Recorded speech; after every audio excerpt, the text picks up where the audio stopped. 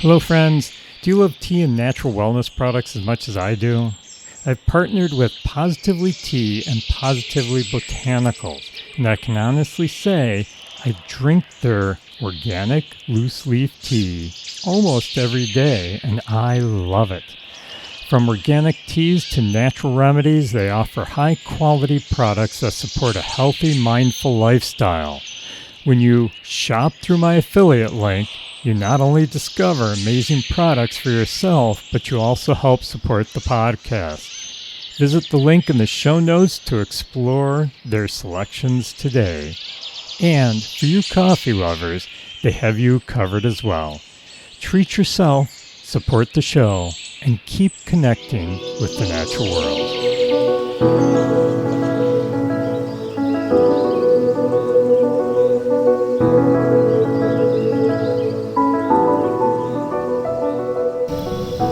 Good evening, friends, and welcome to the Nature Wanderer podcast. The moon is high in the sky tonight. It's peeking out behind drifting clouds. With Halloween just around the corner, I decided, maybe foolishly, to take a walk through the forest along with my UV flashlight so that I could talk to you about exploring the UV nighttime nature and how plants and animals and other things glow under ultraviolet light, so different wavelengths of light. Now it's just me out here, the path, my flashlight, and of course the shadows. Yeah, this may have not been a great idea to be out here. I mean, it's wonderful. I love hiking at night. The air smells of damp leaves and the earth, and every sound, though, seems a little bit sharper tonight. I don't know if it's my mind playing tricks on me. I don't know. But anyhow, I love exploring nature at night. And usually I head out in my own yard in the dark to see what nature is active in the dark. But tonight, I decided to head into the woods far from the safety of my own home so that I could achieve a more quiet atmosphere. So let's explore the nature at night around us. So I'm here in the moonlight woods, far from any civilization. I'm exploring with a UV flashlight. If you've never used a UV flashlight, it's very interesting. The flashlight actually has ultraviolet wavelengths, so you can see things differently in the dark. And if you get one, I highly recommend it. It's a lot of fun to use. You can see plants glowing in a different way. Caterpillars usually glow in the ultraviolet, so you're going to see things much differently. It's almost like a real artistic way out here. I also have the red flashlight and a regular flashlight as well. I use the red flashlight because the color red is at the lowest part of the wavelength, and therefore other animals have difficulty seeing it. So you're not going to bother them, but it's enough light for you to be able to see where you're going. I should say me, I'm the one with the red flashlight. So I'm going to be walking through the woods here, and I'm going to see what I can see.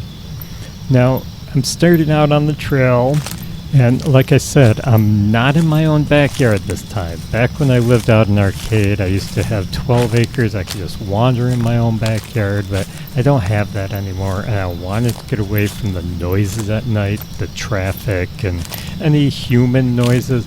So I ended up going to a local... Okay, sorry, I thought I heard something.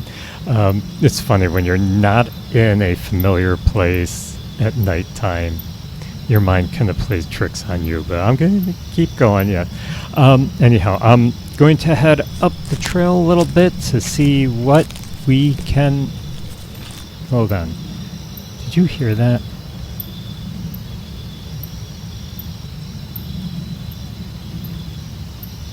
Okay, it's just my mind. I don't know. I'm hearing things, but anyhow. We're going to head up the trail a little bit, and I've got my UV flashlight. We're going to see what we can see, but there's something something up the trail, I think. I don't know, up ahead in the bush. I see two glowing eyes staring back at me. It's kind of weird. They're perfectly still, and they're watching me. Now, I've got my regular flashlight. They're not moving. They're just staring at me. And they look awfully big. They're glowing in my flashlight beam. I'm not sure if I should run. Maybe I should make a noise to scare it away. I don't know, it just doesn't seem like an animal. The eyes look kind of strange. And it's strange that it hasn't moved. It's just like they're staring back at me. Oh, I can feel my heart racing. Sorry, but these eyes don't seem normal. Maybe it's some sort of forest spirit. Strange things do happen around Halloween, you know. Okay, Paul. Deep breath. Remember, you're a naturalist. Those glowing eyes are just a trick of nature. Nothing dangerous out here. Nothing dangerous out here. Many animals like deer, raccoons, fox, they have a layer in their eyes called the tapetum lucidum. And this is basically when the light hits their eyes, it bounces off of this, and that's what causes this glow. It helps them to see in the dark, actually. So that's the glow that I'm seeing. It's just the forest way of saying, you're not alone. We're here too. Okay, I'm going to keep going. I'm going to walk towards those eyes. Oh, yep, there they go. Yeah, they saw me move. It must have just been a deer. Yeah, they disappeared. Okay, catch my breath here. Okay, I'm just going to keep going. And hopefully my imagination will stop going off on this strange path again. Maybe a night hike on Halloween wasn't such a good idea, but we're going to keep going. I'm going to edit all this out. Don't want you to think that I was scared of being out in the dark. This just seems... Did you hear that? Oh, there goes my mind again. I'm sorry. But... Oh, there it goes again. It sounded like a twig snapping. Close by. Almost too close. I'm not going to move. There goes my heart racing again. I'm not sure if you can hear that sound. It almost sounds like footsteps.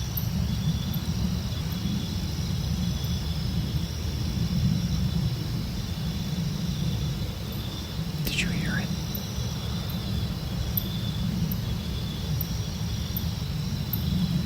Okay, there goes my imagination again. But think about it. Animals move differently than people in the woods. A deer, for example. Like, I'm sure that's what those eyes were. Maybe this is the same sounds I'm hearing. That deer is probably following me, or I don't know. But anyhow, a deer, for example, they may freeze when it senses danger. Sometimes the only thing you hear is that sudden crack of a branch. A signal that something wild has noticed you. So perhaps it wasn't something to be scared of after all. Probably just a weary deer watching me hurry along this trail. Okay, I'm sorry again. I keep getting sidetracked from my walk in the woods. I'll try to get back on topic now. What was that? Did you hear that? It almost sounded like a child screaming. Boy, that sent a chill up my spine when I heard it. Ooh. Actually can feel the goosebumps on my arm with this one. It sounded like someone in pain. But, I mean, I'm in the middle of the woods. There can't be anyone out here but me. Or is there?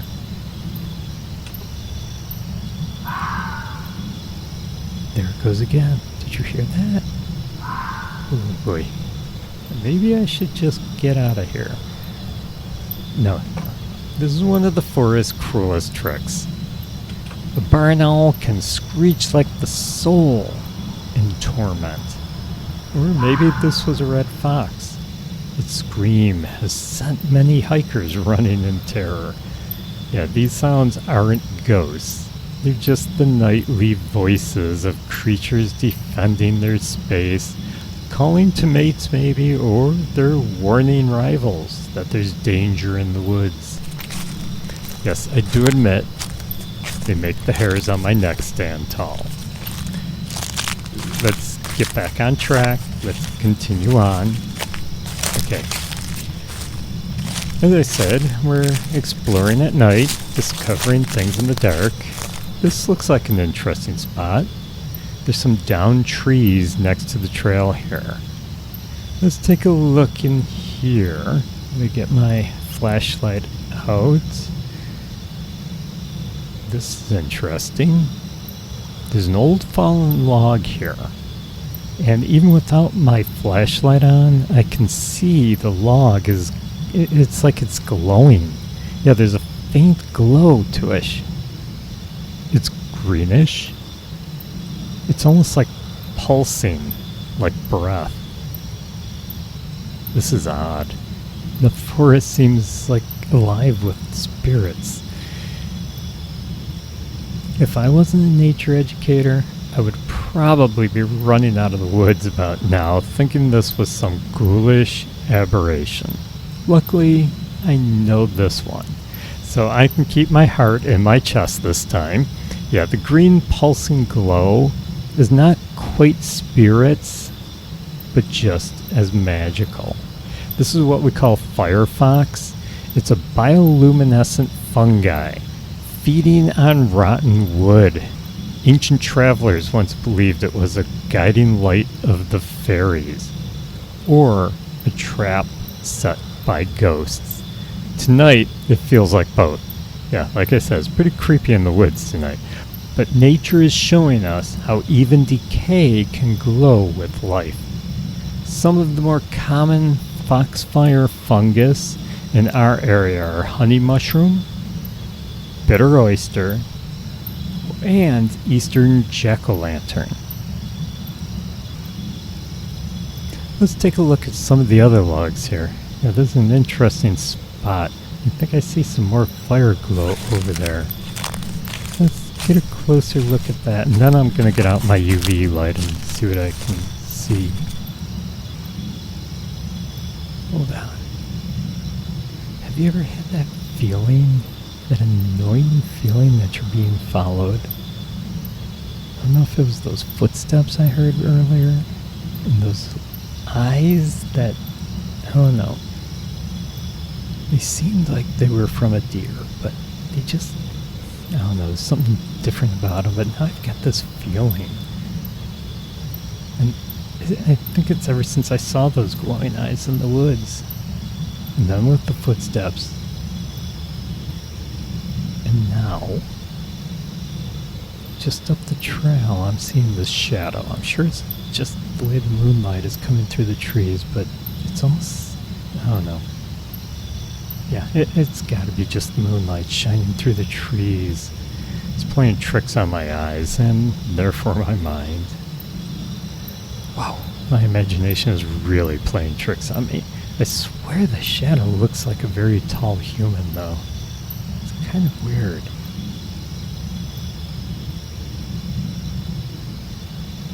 Or, you know, maybe it's just seeing what my mind expects.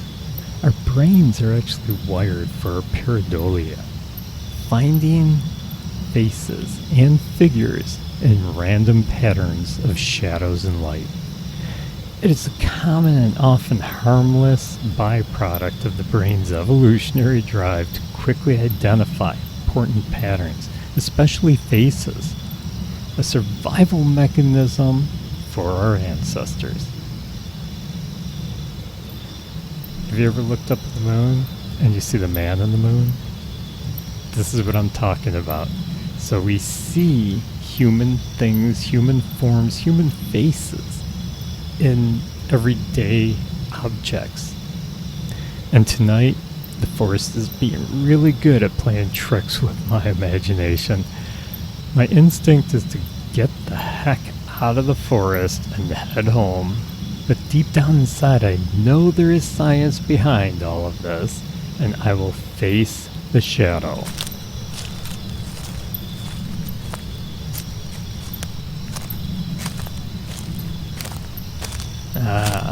Just as I thought, that shadow, just branches swaying in the moonlight.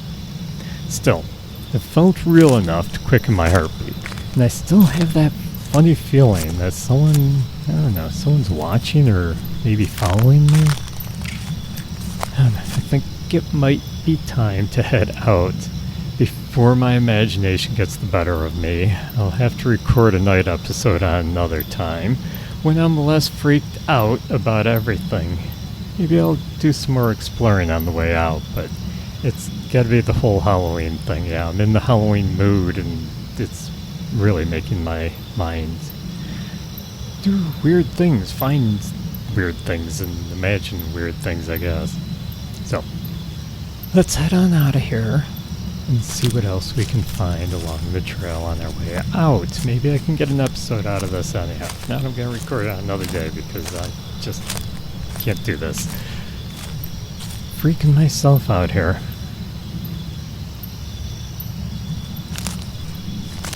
Holy crap, what was that? Something just swooped at me. I swear, they swooped right at me. It brushed past my head. Now I know that bats won't do that. Thinking like a naturalist. It had to be something in nature. Okay, the stories about bats stuck in your hair is not true. And whatever it was much larger than a bat. It didn't make a sound. Was it trying to attack me? I doubt it, but I don't know. What was it? Of course not. It was not trying to attack me. Maybe it was a great horned owl. Yeah, that's most likely what it was. Their feathers are edged with combs, which breaks up the air and silences their flight. To their prey, owls arrive as shadows, or ghosts, maybe. Yeah, tonight I was just in the wrong place at the wrong time. There must have been, I don't know, I probably got too close to its territory, or maybe I saw some food nearby. I think it was just trying to scare me away, which did a good job. I'm getting out of here. Okay. Uh-oh. My flashlight's starting to go dead. It's getting dim. I hate when it does that because as soon as it does, it gets dim really quick. And my UV flashlight isn't very good at finding my way out. Okay, I'm going to... Did you hear that? Okay, I'm getting out of here. My flashlight's dimming. My red flashlight's not going to help a lot, but I'm going to use both.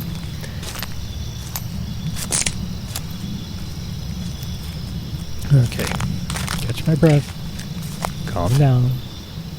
You're a naturalist, all of this is nature. There's nothing out here, no spirits that are going to get you. I know it's Halloween, but your imagination is just playing with you. Now I'm talking to myself. Okay, anyhow. Okay, let's get out of here. Flashlight's getting too dim.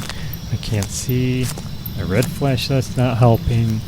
And I know that my UV one won't work. I should have brought backup batteries. I wasn't prepared this time. Whoa, whoa. Did you hear that? Oh, there it goes. My flashlight's totally dead. Okay, I gotta depend just on the red one. Boy, I can only see like a foot or so in front of me, and I swear something's following me. I can hear it. I got that feeling.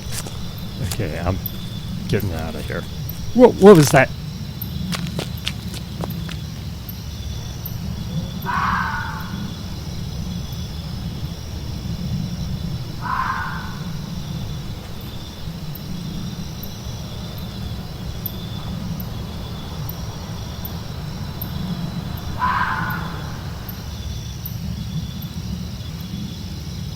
The forest at night is a place of mystery. Every rustle, every shadow, every eerie cry feels like a haunting. And in a way, it is. Haunted not by ghosts, but by life. By the wild creatures who thrive in darkness, by the fungi glowing softly on fallen wood, by the owl who drifts silently, unseen. Halloween reminds us how thin the line is between fear and wonder, and tonight's walk showed me that what feels like a haunting is simply nature, alive and at work. So if you dare, take your own nighttime walk. Listen to the whispers of the leaves, the voices of the owls, and the fox. Let yourself be haunted, not by fear, but by the magic of the natural world. Happy Halloween.